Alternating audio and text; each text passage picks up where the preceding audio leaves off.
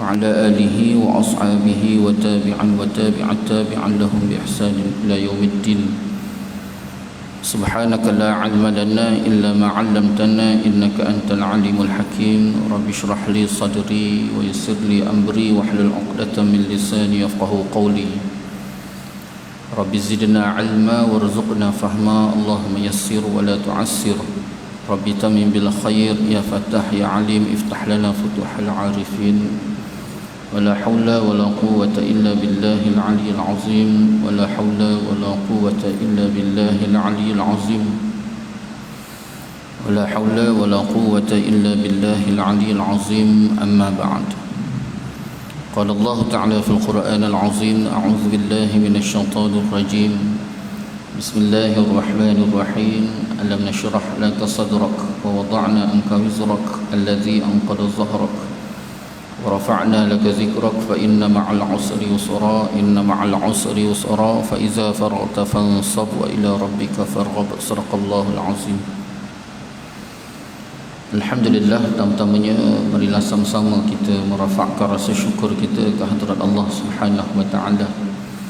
Dengan keizinan Allah Subhanahu wa taala dapat sama-sama kita bertemu, kita bersua, berhimpun di dalam rumah Allah Subhanahu wa taala, melaksanakan solat fardu zuhur secara berjemaah, dan sama-sama kita mengharapkan semoga keberadaan kita di dalam rumah Allah Subhanahu wa taala ini Allah SWT penuhkan dengan keberkatan, keredaan, rahmat, dan lebih-lebih lagi kita mengharapkan Allah SWT mengampuni segala dosa kita insya-Allah. Alhamdulillah tuan-tuan, hari ini hari yang ke-5. Hari yang ke-5. Alhamdulillah, hari Khamis. Jadi kita bersyukur sangat-sangat pada Allah SWT. Setelah 5 hari kita bersama Ramadan dan kita melaksanakan ibadah puasa, saya mengajak terutama diri saya sendiri dan pada tuan-tuan untuk sama-sama kita muhasabah. Kita melihat dan menilai ibadah yang kita laksanakan selama 5 hari ini tuan-tuan, adakah menepati piawaian SOP yang diingini oleh Allah SWT ataupun tidak. Kerana kita tidak mahu kebersamaan ataupun keberadaan kita dalam bulan Ramadan, pelaksanaan ibadah puasa ini bukan hanya sekadar menuang air di atas daun keladi, janji dah buat, tetapi ada tujuan dan matlamat di sebalik daripada Allah SWT mensyariatkan ibadah puasa dan juga diberikan seluas-luas rahmat di dalam bulan Ramadan ini. Kalau kita lihat tuan-tuan, Allah SWT sendiri memberitahu kepada kita tentang maksud dan tujuan persyariatan ibadah puasa.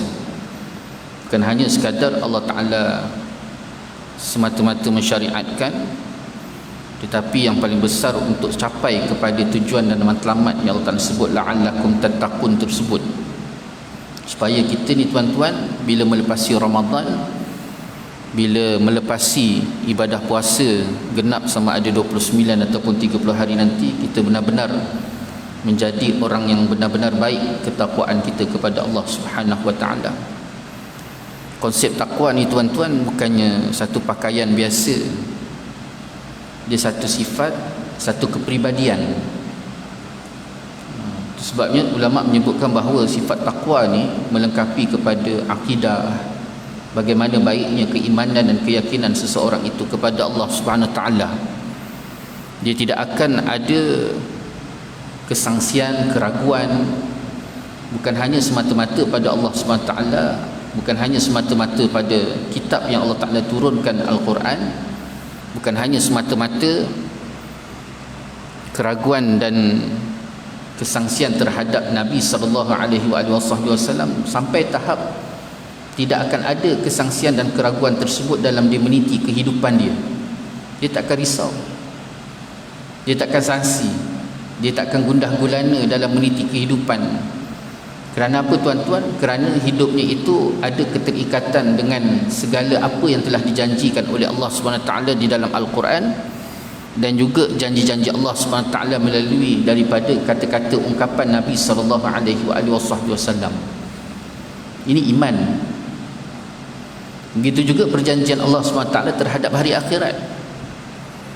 Jadi dengan perjanjian, janji-janji Allah SWT terhadap hari akhirat ini membuatkan kita ni tuan-tuan, kalau benar-benar yakin terhadap janji Allah, maka semakin kuat persediaan, bekalan dalam ketaatan dan pengabdian kita pada Allah SWT untuk menghadapi yaumul akhirah tersebut, hari akhirat nanti. Ini yang dikatakan iman. Dan iman tadi duduk dalam takwa tu. Kemudian dalam sifat takwa tersebut juga tuan-tuan, kepribadian takwa tersebut juga, seseorang itu bila benar baik takwa dia kepada Allah SWT, dilihat juga pada adab dan akhlak. Adab dan akhlak dia tadi, bagaimana kepribadian seseorang tersebut, baik sama ada hubungan dia dengan Allah SWT, macam mana dia jaga hak Allah, macam mana dia menjaga dan memelihara hak Allah SWT, bagaimana dia menjaga dan memelihara hak sesama manusia dan juga hak sesama makhluk. Begitu juga hak terhadap diri dia. Dia kita sebagai khalifah ataupun manusia di atas muka bumi ni tuan-tuan, ada 4 penjagaan hak yang perlu kita laksanakan. Hak Allah SWT, hak manusia, hak makhluk, merangkumi kepada binatang, haiwan, tumbuh-tumbuhan. Begitu juga hak terhadap diri kita. Kita jangan rasakan bila kata kita dah bagi makan cukup, kita dah makan cukup, minum cukup, pakai cukup, siap pergi berdandan di salon untuk menjaga keterampilan kita, pergi jumpa pakar penasihat kesihatan untuk menjaga hak badan kita, hak tubuh kita, itu dah mencukupi? Tidak. Kerana hakikat penjagaan hak ini ialah berusaha melakukan sesuatu ataupun ketetapan perintah Allah SWT sehingga kita terjaga dan dipelihara daripada azab neraka Allah. Ini penjagaan hak terhadap diri. Bukannya makan cukup, minum cukup, pergi pakar kesihatan untuk bagi nasihat diri kita, tak. Itu hanya usaha pada zahir, pada batin. Orang yang tidak menjaga salat, tidak memelihara salat, tidak menjaga dan memelihara ibadah puasa, begitu juga ibadah ataupun segala-gala yang telah diperintahkan dan digaris pandukan oleh Allah, dia tak jaga, dia tak laksanakan dengan baik, maka ketika itu dia ni hakikatnya tidak menjaga hak diri dia. Kerana secara tak langsung dia telah membawa diri dia untuk dicampak oleh Allah SWT ke dalam neraka Allah SWT, na'udzubillah. Jadi hak ni tuan-tuan yang perlu kita jaga, adab dan akhlak, kepribadian, sifat takwa yang diingini oleh Allah Subhanahu wa taala. Dan inilah yang berlaku pada bulan Ramadan, yang dipanggil sebagai madrasatut tarbiyah. Ramadan ni sebagai sekolah pendidikan untuk melahirkan seorang yang benar-benar bertakwa pada Allah, baik sama ada dalam konsep akidah ataupun konsep akhlak, adab tadi. Hak yang dijaga, dipelihara sebagaimana yang diingini oleh Allah SWT. Itu sebabnya kalau kita sentuh tentang bab puasa sendiri tuan-tuan, banyak angle yang perlu kita lihat. Tak boleh kita lihat satu angle saja. Dalam perbincangan, perbahasan bab puasa ni tuan-tuan, kita lihat angle fiqh, maka ulama fiqh akan menyatakan bahawa yang dikatakan puasa ini menahan diri daripada makan dan minum perkara-perkara yang membatalkan puasa daripada subuh sehingga maghrib. Ini dalam kacamata fiqh. Tapi dalam masa yang sama tuan-tuan, kita perlu juga melihat pada angle tasawuf, angle adab dan akhlak, yang mana ulama sebut bukan hanya sekadar kita menjaga diri kita, memelihara, menahan diri daripada makan dan minum dan juga perkara-perkara yang membatalkan puasa, tetapi perlu juga 7 anggota. 7 anggota kita ni kena puasa. Mata, pandangan mata kita kena puasa, pendengaran telinga kita kena puasa, lisan kita kena puasa, 2 tangan kita kena puasa, 2 kaki kena puasa, perut kena puasa, kemaluan kita kena puasa. Dan kemuncaknya tuan-tuan, bagaimana kita nak mempuasakan hati kita. Hati itu kena puasa. Ini dalam angle tasawuf. Sebabnya Nabi SAW memberikan peringatan kepada kita. Sia-sia, dan jangan sesekali, Nabi kata, jangan sesekali bahkan sia-sia mereka yang berpuasa hanya sekadar menahan diri daripada lapar dan dahaga. Hanya sekadar lapar dahaga, tak lebih daripada itu. Sedangkan bukan itu semata-mata tujuan Allah SWT, tapi untuk melahirkan kepribadian seorang yang benar-benar baik, pengabdian pada Allah, dan juga membawa diri itu menjadi seorang manusia yang benar-benar meletakkan di atas bahunya sebagai khalifah di atas muka bumi Allah SWT. Itu sebabnya tuan-tuan, jangan semata-mata kita laksanakan ibadah puasa ni terutamanya dan ibadah-ibadah yang lain hanya sekadar mencari pahala, mengejar pahala, tetapi ada tujuan matlamat yang perlu kita letakkan untuk capai kepada tujuan yang diingini oleh Allah Subhanahu Wa Taala, menjadi seorang insan yang benar-benar baik di sisi Allah Subhanahu Wa Taala dengan cara bukan hanya sekadar lapar dahaga ataupun makan dan minum dipelihara diri kita tadi, tetapi mata kita. Bagaimana pandangan mata kita ni tuan-tuan? Melihat sesuatu perkara yang benar-benar Allah Ta'ala suka, melihat satu perkara yang boleh melahirkan rasa dekat diri kita dengan Allah, menjauhkan, memelihara pandangan mata kita daripada sesuatu perkara yang boleh membuatkan kita leka, lalai daripada mengingati Allah, apatah lagi mengundang pandangan yang boleh mendatangkan maksiat, boleh mendatangkan kemurkaan ataupun rasa marah Allah SWT ke atas kita. Begitu juga pendengaran telinga, apa yang kita dengar ni tuan-tuan. Adakah kita dengar satu benda yang baik yang sampai menimbulkan rasa takut dalam diri kita kepada Allah Subhanahu Taala? Mendengar sesuatu benda yang boleh mendekatkan diri kita dengan Allah Subhanahu Taala. Jadi berusaha untuk menjauhkan daripada mendengarkan perkara-perkara yang lara, yang kosong, yang sia-sia, apatah lagi benda yang boleh mengundang kemurkaan, rasa marah Allah. Allah Taala tak suka. Ini yang dikatakan puasa. Begitu juga lisan tuan-tuan. Sampaikan Nabi SAW mengingatkan bahawa jika katalah ungkapan kita itu tidak mendatangkan kebaikan, tak ada benda faedah.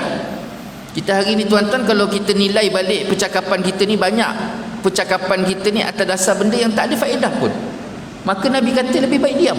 Diam tu lebih baik daripada mengungkapkan ataupun berkata-kata menyembang suatu benda yang kosong, tak mendatangkan faedah. Apatah lagi sesuatu ungkapan yang boleh mengundang kepada dosa, mengundang kepada kemurkaan Allah.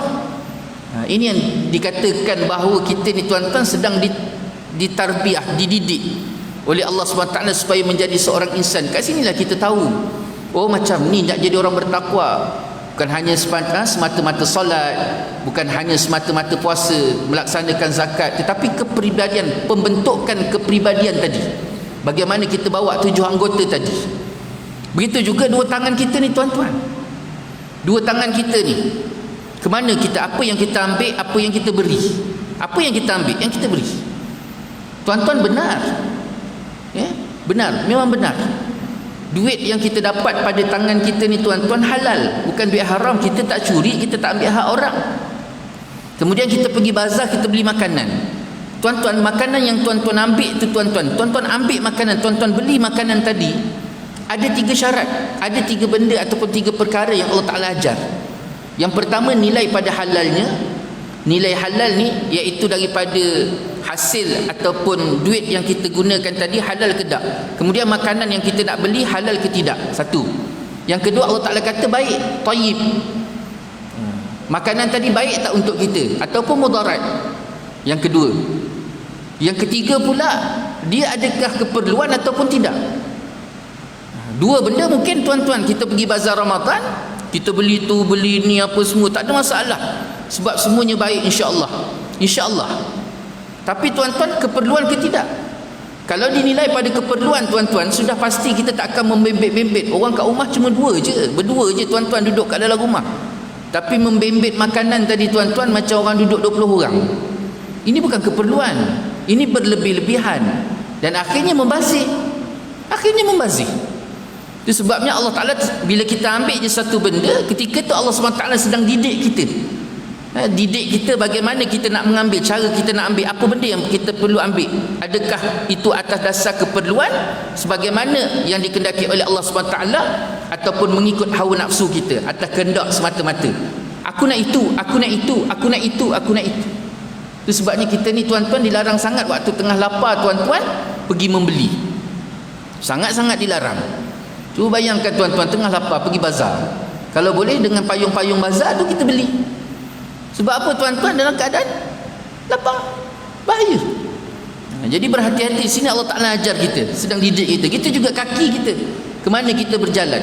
Adakah kita berjalan ni pada tempat yang betul-betul Allah Ta'ala tuntut, ataupun hanya semata-mata mengisi kekosongan? Berhati-hati tuan-tuan. Begitu juga perut kita. Perut kita ni apa yang kita masukkan dalam rongga mulut kita untuk sampai kepada perut? Apa yang kita isi tuan-tuan? Tadi syarat dia halal, baik, dan juga keperluan. Halal, baik, keperluan. Adakah keperluan ataupun tidak? Makan hanya semata-mata keperluan, tidak berlebihan, maka insya-Allah ada kebaikan yang besar. Tapi kalau makan dia atas kehendak, maka sudah pasti tuan-tuan lepas Ramadan nanti potong kaki. Itu yang jadi nanti lepas Ramadan makin naik darahnya, makin naik tinggi gulanya, makin terdedah dengan pelbagai-pelbagai penyakit yang datang. Kerana apa tuan-tuan? Mendepani Ramadan dalam keadaan tidak mengikut piawaian yang diingini oleh Allah SWT. Dijalani ibadah tidak menepati apa yang dikehendaki oleh Allah SWT. Akhirnya tuan-tuan, Ramadan itu tidak mendatangkan kebaikan, bahkan kemudaratan bagi diri. Itu sebabnya berhati-hati. Apatah lagi kemuncaknya nanti tuan-tuan. Apa kemuncak? Hati. Bagaimana kita puasa hati ni tuan-tuan? Kat sinilah kita didik hati kita untuk menjadi seorang hamba yang benar-benar ikhlas, benar-betul mencari redha Allah, benar-benar mengharapkan kasih sayang daripada Allah, meletakkan pergantungan harap hanya semata-mata pada Allah, menyerahkan segala urusan kepada Allah SWT. Tidak ada singkir, cuba singkirkan perasaan sifat takabur, ujub, sam'ah, rasa diri hebat. Tak ada. Inilah bulan Ramadan Allah Ta'ala didik kita. Dan semua didikan ini tuan-tuan bukan hanya semata-mata untuk bulan Ramadan. Itu sebabnya tuan-tuan, ulama sebut, ulama berikan peringatan kepada kita, jangan sampai kita sujud pada Ramadan. Jangan sampai ibadah kita yang kita lakukan pada bulan Ramadan semata-mata berada dalam Ramadan, dan akhirnya kita hanya semata-mata sujud pada Ramadan. Tetapi hakikatnya tuan-tuan, apa yang kita laksanakan ini kerana Allah. Dan inputnya tuan-tuan sebenarnya bukan hanya semata-mata Ramadan, tetapi hasilnya tadi kita nak bawa pada bulan-bulan yang mendatang. Itu yang disebut oleh para ulama, keberhasilan dan kejayaan seseorang itu bukan hanya semata-mata dia melaksanakan ibadah dalam bulan Ramadan, bukan hanya sekadar dia melepasi Ramadan, bukan hanya sekadar tuan-tuan dia berpuasa, tetapi hakikat kejayaan seorang itu segala apa yang digemblengkan dalam bulan Ramadan, madrasatut tarbiyah, pendidikan, pembinaan adab dan akhlak tadi, akidah, kepercayaan dan keyakinan tadi, untuk dibawa bekalan tadi, panduan tadi pada bulan-bulan yang mendatang, kehidupan-kehidupan yang mendatang. Bukan duduk kat dalam ni saja tuan-tuan. Ini yang kita nak, ini yang dikehendaki oleh Allah SWT ke atas kita. Bukan hanya sekadar duduk meraihkan Ramadan, pesta ibadah. Kita sibuk bising, pesta ibadah, pesta itu, pesta ini, baca Quran, berzikir, berwirid tuan-tuan. Solat zuhurnya penuh. Tapi lepas je Ramadan tuan-tuan, masuk 1 Syawal habis ruyuk. Betul-betul 1 Syawal zuhur tuan-tuan tinggal imam, Bilal, Nujar yang tak boleh balik raya.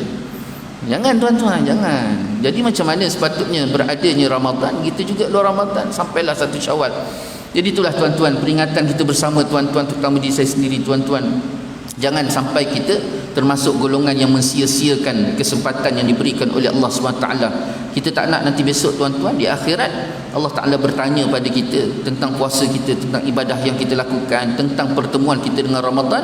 Kita rasa kita dah sempurna, rupa-rupanya tuan-tuan banyak ketimpangan, banyak kecacatan yang berlaku, dan akhirnya hakikat puasa dan ibadah yang kita lakukan, pertemuan kita Ramadan hanya sekadar sia-sia, dan akhirnya kita termasuk dalam golongan yang mengetuk-ngetuk kepala kita, ngetuk-ngetuk Allah, Allah, Allah, Allah. Jangan tuan-tuan. Jadi ada setiap saat detik yang kita lalui ni, muhasabah, lihat nilai, dan akhirnya tuan-tuan banyakkan berdoa pada Allah, minta Allah Ta'ala buka seluas-luasnya tuan-tuan segala ilmu, pengetahuan, pemahaman, supaya ibadah yang kita lakukan ini benar-benar dalam keadaan dipimpin oleh Allah Subhanahu Wa Ta'ala. Jadi sekadar ini dulu tuan-tuan, yang baik itu daripada Allah Subhanahu Wa Ta'ala, yang tidak baik itu juga kelemahan saya sendiri. Saya mohon maaf di atas segala salah silap, salah kata, salah bicara, mohon maaf di atas segala-galanya. InsyaAllah kita mengaji dengan tasbih kafarah dan subhanallah bihamdika asyhadu an la ilaha illa anta astaghfiruka wa atubu ilaik.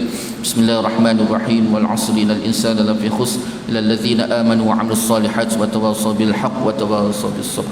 Wabillahi taufiq wal hidayah. Wassalamu alaikum warahmatullahi taala wabarakatuh.